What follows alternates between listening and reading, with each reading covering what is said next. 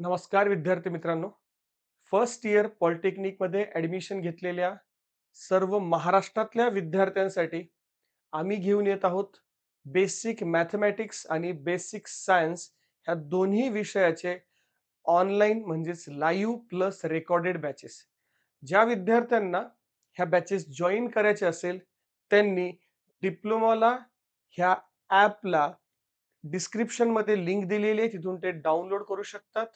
आणि जर ह्याच्या व्यतिरिक्त आणखी जर कुठली जर माहिती पाहिजे असेल, तर डिप्लोमाला ह्या ऑफिशियल जो नंबर आहे, त्या नंबरवरती आम्हाला कॉन्टॅक्ट करू शकतात.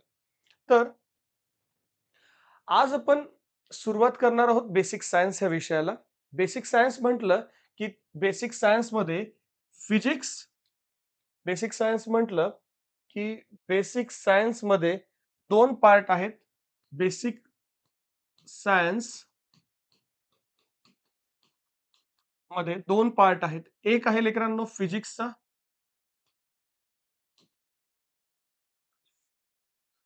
फिजिक्स आणि दुसरा जो आहे, तो आहे लेकरांनो केमिस्ट्री. फिजिक्स आणि केमिस्ट्री. टोटल ह्या दोन्ही विषयाची 70 मार्क्ससाठी एक्झाम होते. ती एक्झामचा जो पॅटर्न आहे, तो एम-सी-क्यू पॅटर्न आहे. एक्झामचा पॅटर्न आहे, एम-सी-क्यू पॅटर्न आहे. आणि जे 30 मार्क्स आहेत, हे 30 मार्क्स तुमच्या क्लास टेस्टसाठी असतात. कशासाठी असतात 30 मार्क्स? तुमच्या क्लास टेस्टसाठी. आणि टोटल हे 30 आणि 70 दोन्हीही मिळून 100 मार्काची तुमची ही टोटल एक्झाम असते. ठीक आहे. बाकीची माहिती न देता मला असं वाटतं, की शिकवायला सुरुवात केलेलंच कधीही चांगलं. पण एक गोष्ट कळाली असेल, बेसिक सायन्समध्ये physics plus chemistry is equal to काय लेकरांनो? बेसिक सायन्स हा विषय आहे. तर त्यापैकी आज आपण सुरू करणार आहोत फिजिक्स बद्दल. जो फिजिक्सचा पहिला चॅप्टर आहे, तो आहे युनिट अँड मेजरमेंट. चला त्याची सुरुवात करू. फर्स्ट चॅप्टर आहे युनिट अँड मेजरमेंट. मग आता युनिट काय? तर पहा रे, बघा, इन जेव्हा आपण कुठलंही सिलॅबस बद्दल डिस्कशन करतोय किंवा कुठल्याही पॅरामीटर बद्दल डिस्कशन करतोय, जसं की मी म्हणेल फोर्स आहे, मास आहे, लेंथ आहे, टेम्परेचर आहे, ठीक आहे. परत डिस्टन्स असेल किंवा परत व्हेलॉसिटी असेल, ॲक्सेलरेशन आहे, डेन्सिटी आहे, व्हॉल्यूम आहे. ह्या कुठल्याही जरी पॅरामीटर किंवा ह्या पॅरामीटरलाच आपण फिजिकल क्वांटिटी म्हणत असतो. ठीक आहे. मग ह्या फिजिकल क्वांटिटी रिप्रेझेंट करण्यासाठी कशाची गरज आहे? तर युनिटची गरज आहे. कशाची गरज आहे? युनिटची गरज आहे. मग आता युनिट म्हटलं तर फक्त युनिट म्हणून चालणार नाही, तर सोबत एक न्यूमरिकल व्हॅल्यू सुद्धा आपल्याला लागेल. जसं मी म्हणत असेल, जर मी या ठिकाणी सिंपल एक लेंथ जर रिप्रेझेंट करतोय, काय रिप्रेझेंट करतोय? लेंथ. लेंथ किती आहे? सपोज 2 आहे. तर 2 म्हणून चालेल का रे? नाही. सोबत मला लिहावं लागेल 2 मीटर आहे. ठीक आहे. 2 सेंटीमीटर आहे का 2 मिलीमीटर आहे किंवा आणखी या ठिकाणी लिहावं लागेल 2 किलोमीटर आहे. बरोबर आहे. म्हणजे एक जर साधी फिजिकल क्वांटिटी बद्दल जर विचार केला, तर इथे रिप्रेझेंटेशन वेगवेगळ्या युनिटमध्ये ते 2 किलोमीटरमध्ये, 2 मीटरमध्ये, 2 सेंटीमीटरमध्ये आणि 2 मिलीमीटरमध्ये. बरोबर आहे. पण इथे एक गोष्ट महत्त्वाची आहे, की इथं जी फिजिकल क्वांटिटी रिप्रेझेंट केली आणि युनिट वेगवेगळे रिप्रेझेंट केलेले आहेत. ह्या प्रत्येक युनिट हे वेगवेगळ्या सिस्टम ऑफ युनिट मधले आहेत. ते आपण पुढे शिकणार आहोत. मग आता युनिट कसं असलं पाहिजे? स्टँडर्ड किंवा रेफरन्स असलं पाहिजे. युनिट कसं असलं पाहिजे? Standard or reference. पहा इकडे डेफिनेशन लिहितोय शॉर्टकटमध्ये. Standard standard reference representation reference representation of a physical quantity of a physical quantity is known as is known as unit. ठीक आहे. फर्स्ट असं वाटतं मला, की फर्स्ट जे पॉइंट लिहिलाय, तो पॉइंट प्रत्येक विद्यार्थ्याला कळाला असेल. युनिट काय रे? तर standard reference representation of physical quantity. ठीक आहे. Is non as unit. मग आता कुठलीही फिजिकल क्वांटिटी रिप्रेझेंट करत असताना, कुठलीही फिजिकल क्वांटिटी रिप्रेझेंट करत असताना कशाची गरज असते रे? तर 2 गोष्टीची गरज असते. एक आहे लेकरांनो न्यूमरिकल व्हॅल्यू. कशाची असेल? एक आहे न्यूमरिकल व्हॅल्यू आणि दुसरी गरज असेल त्या फिजिकल क्वांटिटीच्या युनिटची. ठीक आहे? तर फिजिकल क्वांटिटीचं जे रिप्रेझेंटेशन आहे, physical quantity is equal to numerical व्हॅल्यूला इथं मी एन लिहितोय आणि युनिटला काय लिहितो लेकरांनो? एन. नक्कीच हा सुद्धा पॉइंट तुम्हाला कळाला असेल. Physical quantity is equal to काय रे? Number multiply by its unit. ठीक आहे. छान. मग आता एक गोष्ट तर फार महत्वाची आहे, की जे युनिट आहे, ते युनिट कुठून डिराईव्ह करतो आपण? तर या ठिकाणी लिहितो छोटासा पॉइंट. जे युनिट आहेत, हे युनिट जे रिप्रेझेंट करतोय, ते कुठून करतोय रे?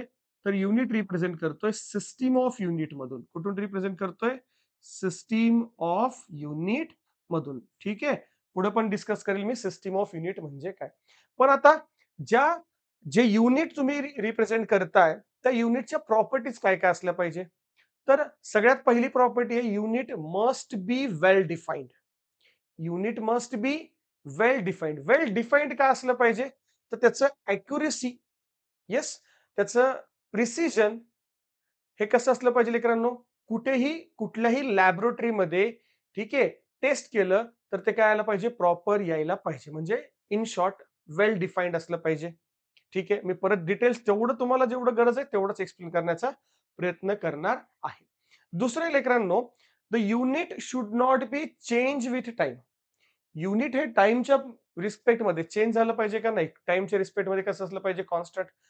ठीक आहे. एखादी वस्तू फॉर एक्झाम्पल एखादी वस्तू जर आपण मेजर करतोय, तर त्या मेजर केलेल्या युनिटचं म्हणजे आज जर सेंटीमीटर म्हटलं, उद्या मिलीमीटर म्हटलं किंवा वेगळं काही रिप्रेझेंटेशन असेल, तर ते चेंज व्हायला नाही पाहिजे. त्याच्यानंतर जे तिसरा पॉइंट आहे, the unit should be of some suitable size. मग आता सुटेबल साइज म्हणजे काय रे? जर सपोज बघा लक्ष द्या इकडे, जर आपल्याला या ठिकाणी रोड लेंथ ऑफ रोड जर विचार करायचा असेल, लेंथ ऑफ रोड विचार करायचा असेल, कुठल्याही 2 डिस्ट्रिक्ट बद्दल घेऊत. जसं मी या ठिकाणी घेतोय नांदेड टू पुणे. काय मला लेंथ ऑफ रोड मेजर करायचं कुठून कुठपर्यंत? नांदेड टू पुणे. तर या ठिकाणी सुटेबल युनिट किंवा सुटेबल साइज युनिट मी कुठलं यूज करणार? किलोमीटर यूज करणार. काय यूज करणार? किलोमीटर यूज करणार. पण जर सपोज मला ह्या लेंथ लेंथ ऑफ हॉल जर आपल्या ह्या हॉलचा जर मला लेंथ मेजर करायची असेल, तर काय करणार आपण? कशामध्ये यूज करतो? फूटमध्ये मेजर करतो. बरोबर आहे. त्याचबरोबर जर सपोज मला ह्या मार्करची लेंथ मेजर करायची असेल, तर या ठिकाणी लिहितोय मी length of marker. Length of marker किती असेल? मे बी ते सेंटीमीटरमध्ये आपण सांगू शकतो, की ह्या मार्करची लेंथ 15 सेंटीमीटर आहे, 18 सेंटीमीटर आहे किंवा 20 सेंटीमीटर आहे. सो हे पॉइंट सगळ्यात महत्त्वाचा होता, जो की तुम्हाला कळणं गरजेचं आहे. Suitable size means what? As per the distance, yes, the unit should be used. जसं नांदेड टू पुणे जर असेल, तर तिथे आपण लेंथ ही सेंटीमीटरमध्ये किंवा मिलीमीटरमध्ये किंवा फूटमध्ये मेजर करणार नाही. तर ती लेंथ आपण किलोमीटरमध्ये मेजर करणार. जर मला पुढे पण आहे, इथून जर मला इथून जर मला कुठल्याही प्लॅनेटचं जर डिस्टन्स मेजर करायचं असेल, तर त्यासाठी आपण लाईट इयर युनिट मेजर करत असतो. ठीक आहे. आहेत पुढे-पुढे मी नक्कीच वेगवेगळ्या पॉइंट ऑफ व्ह्यूने एक्सप्लेन करण्याचा प्रयत्न करेल. लेंथ ऑफ हॉल मेजर काय आपण म्हणणार ना, 10 फुटाचा हॉल आहे, 8 फुटाचा आहे.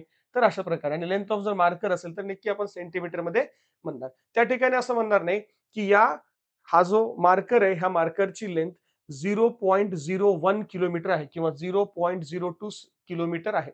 नाही, हे कुणाला कळण्यासारखं पण नाहीये ना, असं जर म्हणलं. पण जर मी सेंटीमीटर म्हटलं, की 20 सेंटीमीटर आहे, तर नक्कीच प्रत्येक विद्यार्थ्याला, प्रत्येक व्यक्तीला कळण्यासारखं आहे. ठीक आहे. त्याच्यानंतर काय सांगितलं? The unit should be easily reproducible. That is it should not change with the place. For example, जर मी कुठल्याही ओव्हरऑल भारतामध्ये कुठल्याही ठिकाणी जाऊन जर त्या फिजिकल क्वांटिटी मेजर केल्या, तर ते कसं असलं पाहिजे लेकरांनो? युनिट त्याचं सेम असलं पाहिजे. ठीक आहे. आणि शेवटचं तर खूप सोपं आहे. The unit should not change with the physical condition like temperature and pressure. ठीक आहे. आता एक गोष्ट मी इथे मुद्दामून सांगू इच्छितो, की मी 11th-12th फिजिक्स विषय सुद्धा शिकवतो. पण मुद्दामून त्या 11th-12thच्या पॉइंट ऑफ व्ह्यूने जो डेप्थ आहे सिलेबसची, ती अजिबात मी इथे घेऊन येण्याचा प्रयत्न करत नाही. तुम्ही पॉलिटेक्निक फर्स्ट इयरचे विद्यार्थी आहात.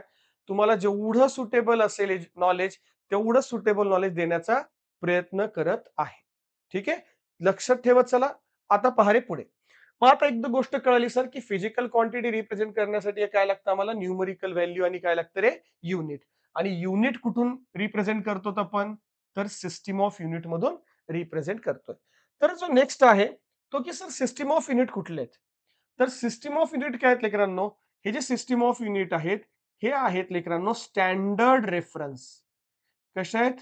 Standard reference. ठीक आहे. काय आहे इथे? हे आहेत स्टँडर्ड रेफरन्स. तुम्ही म्हणाल सर स्टँडर्ड रेफरन्स म्हणणं हे तर आम्हाला पटतंय. पण आता बघा स्टँडर्ड रेफरन्स आहेत मग कुठले-कुठले आहेत? तर त्याच्यामध्ये total 4 system of unit. First of all आहे एम-के-एस सिस्टम. कुठला आहे? एम-के-एस सिस्टम. दुसरं आहे मित्रांनो सी-जी-एस system.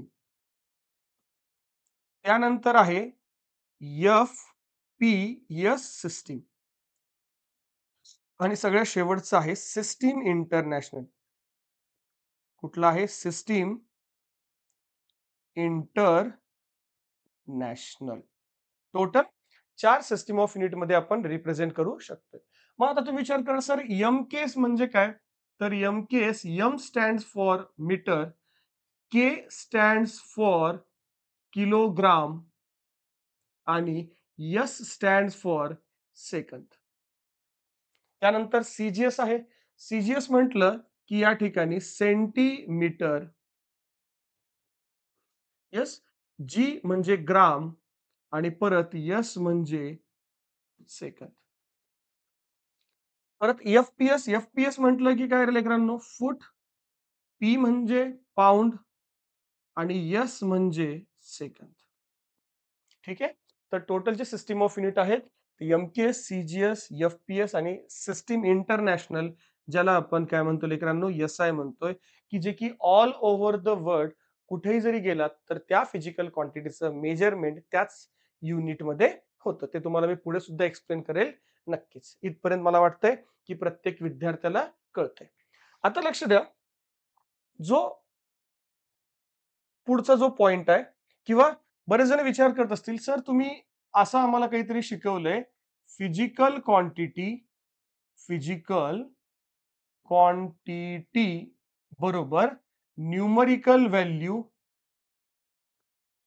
Numerical value multiply by its unit.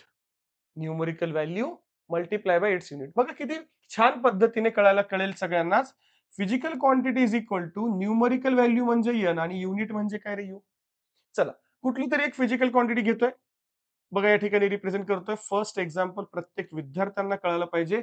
तर ते कुठलं आहे? तर सपोज लेकरांनो मी या ठिकाणी लिहितोय 1 मीटर. बरोबर आहे? 1 मीटर म्हणजेच काय रे? 1 मीटर म्हणजे लेकरांनो 100 सेंटीमीटर आणि 100 सेंटीमीटर म्हणजेच 1000 मिलीमीटर. बरोबर आहे? Yes sir. इथपर्यंत व्यवस्थित कळतंय. मग आता ह्यामध्ये तुम्हाला कळण्यासारखं किंवा तुम्हाला समजून काय घ्यायचंय तर ते किती छान आहे बघा. हा जो 1 आहे त्याला मी N1 म्हणतोय. ठीक आहे. Numerical value first. हा जो मीटर आहे त्याला युनिट U1 म्हणतोय. ह्या 100ला N2 म्हणतोय. ठीक आहे. सेंटीमीटरला या ठिकाणी मी U2 म्हणतोय. 1000 ला मी N3 रिप्रेझेंट करतोय आणि मिलीमीटरला या ठिकाणी U3 असं रिप्रेझेंट करतोय. तर इथून एक गोष्ट जर तुम्हाला कळत असेल किंवा आता इथं पुढे समजण्याला मदत होईल, की मीटर आणि इथे बघा मीटर हे जे आहे, येस, मीटर हे जे आहे ते मोठं युनिट आहे. कुणापेक्षा मोठं आहे रे लेकरांनो? सेंटीमीटर पेक्षा मोठं आहे. कुणापेक्षा मोठं आहे? सेंटीमीटर पेक्षा. आणि सेंटीमीटर हे जे युनिट आहे हे परत मोठं आहे. कुणापेक्षा? मिलीमीटर पेक्षा मोठं आहे. ठीक आहे. पण एक गोष्ट जर तुम्ही पाहत असाल, तर या ठिकाणी 1 जो आहे किंवा त्यानंतर हा जो 100 आहे आणि त्यानंतर जो हा 1000 आहे, तर नक्कीच 1000 हा मोठा आहे 100 पेक्षा. 100 हा मोठा आहे कुणापेक्षा लेकरांनो? 1000 पेक्षा. किती इंटरेस्टिंग आहे ना? काय इंटरेस्टिंग आहे सर तुम्हीच म्हणताय. पण आता कळेल, की जिथे युनिट मोठं आहे त्याच्या सोबतचा न्यूमरिकल व्हॅल्यू छोटी आहे.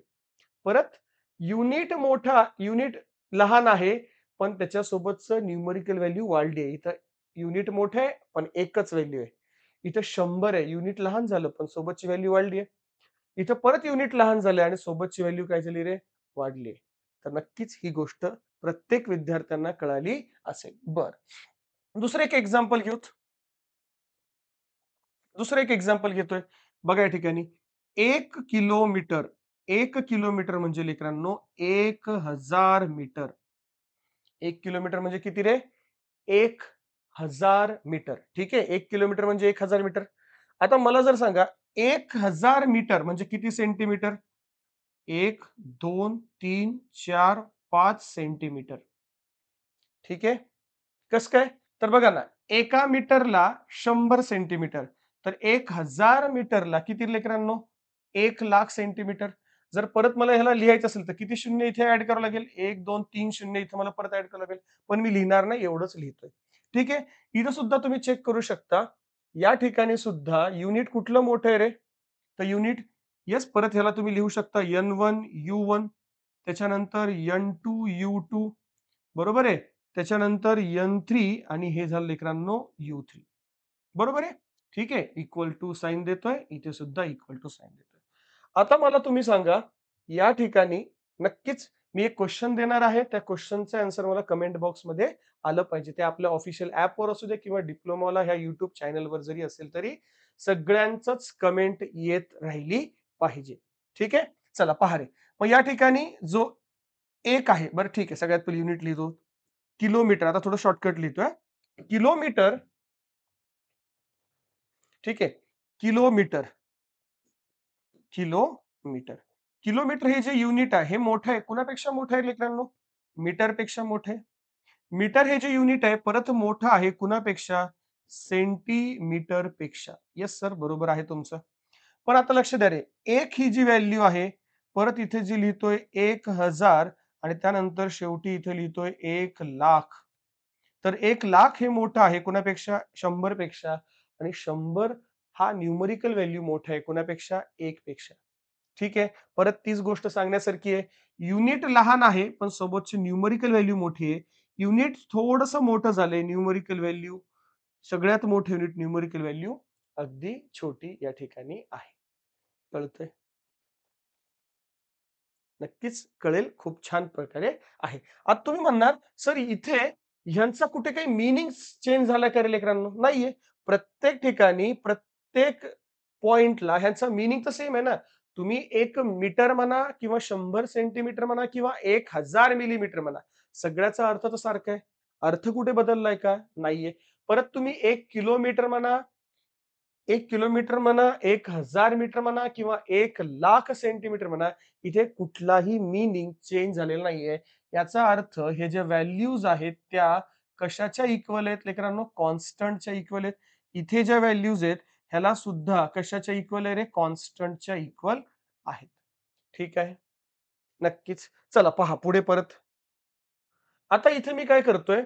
इथे रिप्रेझेंटेशन करत असताना बघा रे, एक तर गोष्ट कळाली आहे, की physical quantity is equal to numerical value multiply by unit. परत सर तुम्ही N1 तुम्ही असं लिहिलं sir N1 U1 is equal to N2 U2. ठीक आहे. तर इथे बघा आता मी इथे रेशो तयार करतोय ह्या 2 पॅरामीटरमध्ये ह्या 2 पॅरामीटरमध्ये काय रिप्रेझेंट करण्याचा प्रयत्न करतोय? रेशो रिप्रेझेंट करण्याचा प्रयत्न करतोय. ठीक आहे. कशाप्रकारे रेशो रिप्रेझेंट करेल मी? तर लक्ष इकडे N1 आणि इथे लेकरांनो N1 by N2 is equal to काय रे? U2 bye U1. ठीक आहे. हा पण एक रेशो आलाय. That's it. इथे काय झालंय? हा पण इथे रेशो येतोय. N1/N2 is equal to U2/U1. परत त्याला आणखी एका प्रकारे रिप्रेझेंट करू शकतो. जर आपल्याला N2 फाइंड आउट करायचं N2 नेक्स्ट नंबर काय? तर ते पण मी खूप सोप्या पद्धतीने तुम्हाला सांगेल. पाहू शकता तुम्ही किती चिल्लर आहे ते. ठीक आहे. आता लक्ष इकडे. तर पुढे काय येईल रे? N1 U1 म्हणजे N2 U2 हे कशाचे इक्वल आहे? कॉन्स्टंटच्या इक्वल आहे. येस सर, कॉन्स्टंटच्या इक्वल आहे. काही प्रॉब्लेम नाही. मग मी N1/N2 घेतलंय तर U2/U1 हे आलंय. येस सर, इथे पण काही अडचण नाहीये. आता जर मी N2 is equal to represent केलं, तर काय होईल रे? बघा ना, N2 इज इक्वल टू इथे N1 येईल. ठीक आहे. हे U1 इकडे जाईल आणि U2 इकडे येईल. म्हणजे या ठिकाणी U1/U2 असं रिप्रेझेंटेशन आपल्या समोर असेल. ठीक आहे. हे अशा प्रकारचं रिप्रेझेंटेशन इथे आपल्या समोर असेल. म्हणजे हे पण पॉइंट तुम्हाला कळेल. ठीक आहे. मग ह्याच्यावर जर मला एक्झाम्पल घ्यायचं असेल, तर पहा मी एक छोटंसं एक्झाम्पल घेतोय इथे. इथे एक छोटंसं एक्झाम्पल घेतोय. हं. काय एक्झाम्पल घेतोय रे? बघा किती सोपं आहे आणि सगळ्यांनाच कळणं गरजेचं आहे. इंटरेस्टिंग एक्झाम्पल आहे. काय एक्झाम्पल आहे? म्हणजे विषय शिकत असताना त्या विषयामध्ये पुढे काय आहे ह्याची आतुरता लागली पाहिजे, ह्याचा इंटरेस्ट आला पाहिजे. तरच शिकत असताना छान वाटेल किंवा पुढचं ऐकण्यासाठी आपण उत्सुक असाल. ठीक आहे? आणि तेव्हा नॉलेजचं सुद्धा खूप छान प्रकारे इम्प्रूव्हमेंट होते. मग आता एक्झाम्पल काय रे? लेकरांनो मला तर लिहायचंय की 1 सेंटीमीटर मी छोटंसं एक्झाम्पल घेतलं बघा. 1 centimetre is equal to dash किंवा मी म्हणेल क्वेशन मार्क मिलीमीटर. बरोबर आहे? ठीक आहे. मग आता ह्या क्वेश्चनमध्ये काय फाइंड आउट करायचं रे? तर N1 U1 गिव्हन आहे. या ठिकाणी N2 U2 मला फाइंड आउट करायचं N2. खूप सोपं आहे. मी परत म्हणतोय लक्ष इकडे द्या. काय रे? मग इथे बघा ना N1 U2 आपल्याकडे formula N2. N2 is equal to काय रे लेकरांनो? Sir N2 is equal to N1 इथे U1 अपॉन U2. चला N2 ला N2 ॲज इट इज हां. N1 चा नंबर किती आहे न्यूमेरिकल व्हॅल्यू 1 आहे तर 1 लिहितोय. U1 किती आहे लेकरांनो? सेंटीमीटर आहे तर सेंटीमीटर लिहितोय आणि या ठिकाणी मिलीमीटर आहे तर मिलीमीटर लिहितोय. छान? येस सर, कळतंय. नक्कीच. मग N2 ला N2 ॲज इट इज. ठीक आहे. हे बघा ना, सेंटी म्हणजे काय रे? सेंटीमीटर म्हणजे 10⁻⁻² असतं. हो सर. मिलीमीटर म्हणजे काय असतं? मिलीमीटर म्हणजे 10⁻³ असतं. 10⁻³ पुढं उरलेलं काय रे? मीटर आणि पुढे युनिट मीटर हे दोन्ही काय होणार? कॅन्सल होणार. ठीक आहे. इथे -2 आणि -2 कॅन्सल होणार आणि शेवटी N2 इज इक्वल टू काय असेल? तर बघा इकडे हा रिमेनिंग असेल 1/10⁻⁻1 सॉरी 1/10⁻1 बघा ना, -2 आणि -2 कॅन्सल झाल्यावरती उरतंय का रे डिनॉमिनेटरमध्ये -1 उरतंय आणि -1 हा न्यूमरेटरमध्ये जाऊन काय होणार आहे बाळांनो? +1 होणार आहे. याचाच अर्थ N2 इज इक्वल टू किती येईल लेकरांनो? 10 येईल. नक्कीच हा पॉइंट प्रत्येक विद्यार्थ्याला कळायला असेल, की किती खरंच सोप्पं आहे, की सर तुम्ही N1, U1, N2 find out करायचंय आणि पुढे तुम्ही कशातही फाइंड आउट करू शकता. कशातही. की ठीक आहे. एक सोप्पं एक्झाम्पल आहे, छोटंसं एक्झाम्पल मी तुमच्या समोर इथे एक्सप्लेन करण्याचा प्रयत्न केलेला आहे. होप सो प्रत्येक महाराष्ट्रातल्या विद्यार्थ्याला हा पॉइंट कळत असेल. ठीक आहे. नक्कीच जर व्हिडिओ आवडला असेल, जर शिकवलेल्या गोष्टी जर छान प्रकारे कळत असेल, तर एक हा जो व्हिडिओ आहे तो प्लीज बाकीच्या फ्रेंड्सला शेअर करायला अजिबात विसरू नका. आता पुढे पहा रे. पुढे आणखी ते खूप खूप इंटरेस्टिंग शिकवणार आहे. तर एक गोष्ट कळाली सर, फिजिकल क्वांटिटी काय आहे? फिजिकल क्वांटिटी आहे नंबर आणि आहे युनिट. Yes sir. तुम्ही परत पुढे लिहिलंय. आता हे जे आहे ते प्रत्येक कॉन्स्टंट आहे ना? म्हणजे जसं मी या ठिकाणी लिहिलं N1 U1 is equal to N2 U2 is equal to काय रे लेकरांनो? कॉन्स्टंट. तर मी या ठिकाणी काय करतोय? हा नंबर आणि युनिट इज इक्वल टू काय लिहितो लेकरांनो? कॉन्स्टंट लिहितोय. काय लिहितोय रे? कॉन्स्टंट. ठीक आहे. मग इथे नंबर जो आहे तो ॲज इट इज आणि प्रपोर्शनल टू कॉन्स्टंट काढलं तर इन्व्हर्सली प्रपोर्शनल अपॉन काय येतं या ठिकाणी युनिट येतं. म्हणजे हे रिलेशन इथं फॉर्म झालंय. इथे हे रिलेशन फॉर्म झाले. काय रिलेशन फॉर्म झाले? N which is inversely proportional to unit. म्हणजे काय? म्हणजे याचा अर्थ ॲज युनिट इन्क्रीजेस युनिट मोठं झालंय. इन्क्रीजेस म्हणजे काय रे? येस. तर मी ठीक आहे. बरं चला मराठीमध्ये लिहितो. ठीक आहे. जर बघा मराठीमध्ये लिहितोय कळायला पाहिजे. जर युनिट मोठं असेल, युनिट कसं असेल लेकरांनो? मोठं असेल, तर सोबतचं न्यूमरिकल व्हॅल्यू कशी असेल लहान. जर युनिट मोठं असेल तर तर न्यूमरिकल व्हॅल्यू कशी असेल लेकरांनो? लहान असेल. न्यूमरिकल व्हॅल्यू कशी असेल? लहान असेल. येस? कळतंय मराठीमध्ये त्यासाठी लिहिलंय प्रत्येक विद्यार्थ्याला. दुसरं पॉइंट काय लेकरांनो? दुसरं पॉइंट काय? पहा इकडे. दुसरा पॉइंट काय ह्याच्या अगदी व्हाईस वर्सा असेल. व्हाईस वर्सा पॉइंट कसा असेल? तर या ठिकाणी बघा. हं. व्हाईस वर्सामध्ये काय? जर युनिट जर या ठिकाणी युनिट जर लहान असेल, युनिट कसं असेल? लहान. युनिट जर लहान असेल, ठीक आहे. तर न्यूमरिकल व्हॅल्यू कशी असेल लेकरांनो? मोठा असेल. येस, मोठी म्हणा किंवा मोठं म्हटलं तरी चालेल. मोठी लिहा वाटलं बस. मोठी असेल. कळणं महत्वाचं आहे. भाषा महत्वाचं नाहीये. जो जो कन्व्हिनियंट मीडियम महत्वाचा नाहीये. तुमच्यापर्यंत ही गोष्ट अगदी व्यवस्थित समजणं हे फार गरजेचं आहे. होप सो इथपर्यंत व्यवस्थित कळालं असेल. N which is inversely proportional to U. हे जे डिस्कशन होतं आत्तापर्यंतचं, हे सगळं आणि सगळं डिस्कशन होतं फक्त आणि फक्त युनिट बद्दल आणि त्यानंतर आपण शिकलोय सिस्टम ऑफ युनिट बद्दल. ठीक आहे. एक सोपा प्रश्न तुम्हाला या ठिकाणी एक्झाम मध्ये विचारू शकतात पॉलिटेक्निकला. तो आहे लेकरांनो, की सिस्टम ऑफ युनिट मध्ये कुठली क्वांटिटी ही सगळीकडे सारखी आहे? तर सेकंद, सेकंद आणि सेकंद हे तिन्ही मध्ये कसं आहे लेकरांनो? सेम आहे. येस. प्रश्न असा विचारतील, which one of the unit is same for all system of unit. Question काय असेल या ठिकाणी? तुम्हाला एक्झाम मध्ये प्रश्न विचारला असेल, which of the following unit which of the following unit is same for all system of unit ठीक आहे. तर नक्कीच त्याचं आन्सर जे आहे लेकरांनो, काय असेल रे आन्सर? सेकंद. ठीक आहे. सेकंद म्हणेल किंवा टाइम पिरियड म्हणेल, दोन्ही आन्सर. ठीक आहे. जर विचारलं टाइम पिरियड किंवा टाइम म्हटलं, तर त्याचं युनिट जे आहे ते कशामध्ये आहे लेकरांनो? सेकंद आहे. कुठलंही विचारू द्या. फिजिकल क्वांटिटी बद्दल विचारू द्या किंवा युनिट बद्दल विचारू द्या. कुठलीच अडचण येणार नाही. ठीक आहे. तर व्हिडिओ थोडंसं विचार होता छोटा बनवायचा, पण बराच मोठा झालाय. काही अडचण नाही. नक्कीच हा जो शिकवलेला पोर्शन आहे तो तुम्हाला कळत असेल तर प्लीज बाकीच्या मित्रांना सुद्धा पाठवायला विसरू नका. हा व्हिडिओ इथेच थांबवतोय. नेक्स्ट व्हिडिओ आपण नंतर किंवा लगेच पाहू. धन्यवाद.